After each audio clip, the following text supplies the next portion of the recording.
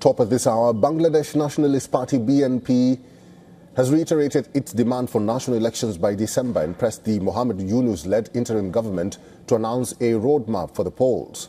In a meeting with Chief Advisor Yunus, Kandakar Musharraf, who led the BNP delegation, said the topics of reform, justice and elections are not interrelated and that reforms would continue if it is voted back to power. The BNP also stuck to its demand for resignation of two student representatives in the advisory council, Asif Mahmood and Mahfouz Alam. It also sought the resignation of Yunus's national security advisor, Khalilur Rahman. Yunus also met representatives from the Jamaat-e-Islami and the National Citizens Party. The Jamaat demanded a timeline for polls and reforms and trials of Awami League leaders for their alleged role in mass killings during the July uprising, while the NCP demanded reconstitution of the Election Commission and local government polls before the parliamentary elections. Shortly after his meetings with BNP and others, Yunus's press secretary reaffirmed that he remained committed to holding elections between December and June. Yunus is likely to hold a joint meeting with more than 10 political parties today. The development comes days after Bangladesh Army Chief, along with the Navy and Air Force chiefs, met Yunus and reportedly reiterated their call for election by December this year to allow an elected government to take charge. Earlier, Yunus vented his frustrations over the ongoing protests and how they were hindering the government's core tasks of pushing reforms, ensuring justice for the July killings, and preparing for a free and fair election.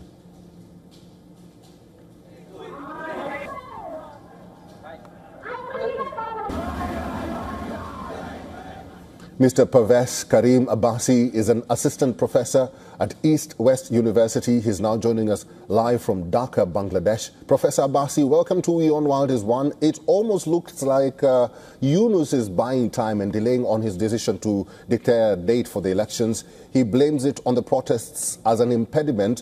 What do you make of this development or assertion by critics? Thank you for having me on your show. Well, right now, what we have is an impasse because Dr. Yunus, as you might recall, when he came to Dhaka, it was after the ouster of Sheikh Hasina, and that was by common consensus, and there was a mass of support or mass outpouring of support for him.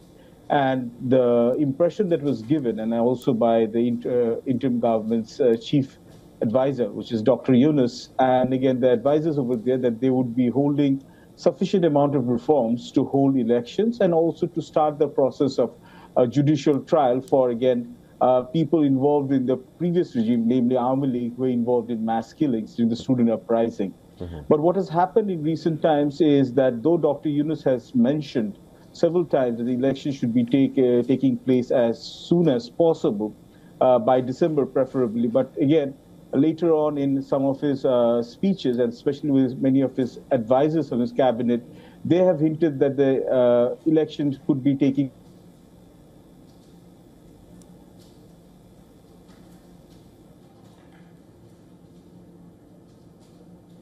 All right, that is Mr. Pervez Karim. We'll try and get him. We've lost him there. But this is an ongoing issue or a political crisis in Bangladesh, where the Bangladesh Nationalist Party has reiterated its demand for national elections by December and pressed the Muhammad Yunus-led interim government to announce a roadmap for the polls.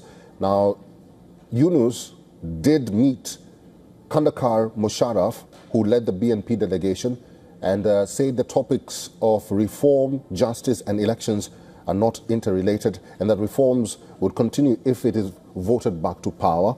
The BNP also stuck to its demand for resignation of two student representatives in the advisory council, Asif Mahmood and Mahfouz Alam. And this is an ongoing issue in Bangladesh.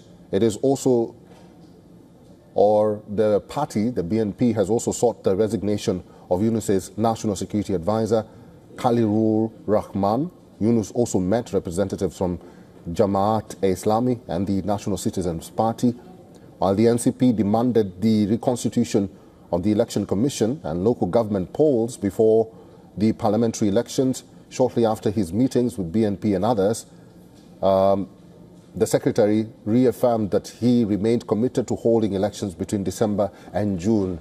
And Mr. Parvez is now back with us. Parvez, we had lost you there for a while. Yes, How will the technical difficulties. It's okay. Yes. How will the administration avoid political discord over when to hold elections and growing tensions with the armed forces having left the interim government hamstrung? Going back to the issue that from which, again, there's a technical disruption, the armed forces, especially the chief of armed forces, General Waqar, has been very strident and repeatedly that elections should take place as quickly as possible. And again, December was his preferable date. And because remember that the army is out in giving support to the interim government in terms of establishing law and order. And it is his publicly stated opinion that, again, the longer the armed forces are out there, it is again, it actually takes them away from their core duty, which is again protecting the border. So they want to go back to the cantonment. And this is what I've always said, that again, this is a supreme irony that this is indicative of the democracy deficit, because the Bangladesh Armed Forces, being a professional unit, has been consistently calling for smooth elections, very fair elections, and as quickly as possible. So this, again, has led him into, again, this degree of impasse where the armed forces has actually demanded that, again, the election should take place as quickly as possible. And BNP has also taken up the call that, again, the election should take place sooner rather than later.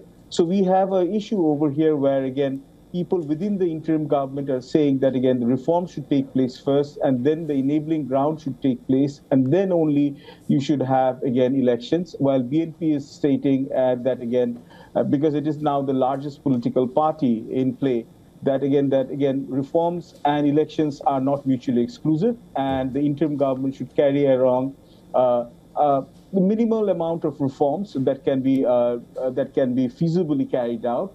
And after that, they should hold the elections, which should be free and fair and inclusive.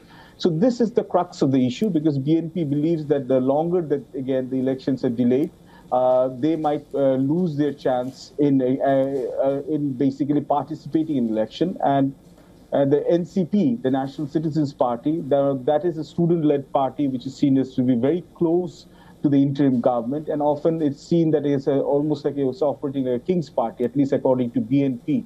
And there's also certain issues that have been raised about, again, the other agendas of the government, interim government, for example, trying to, again, looking for a humanitarian corridor. So that has also raised more questions than answers. Okay. So BNP and, again, some of the other political parties and, again, analysts have also stated that, again, such major undertakings should be carried out by elected representatives, not by an unelected government. So that is the crux of the issue.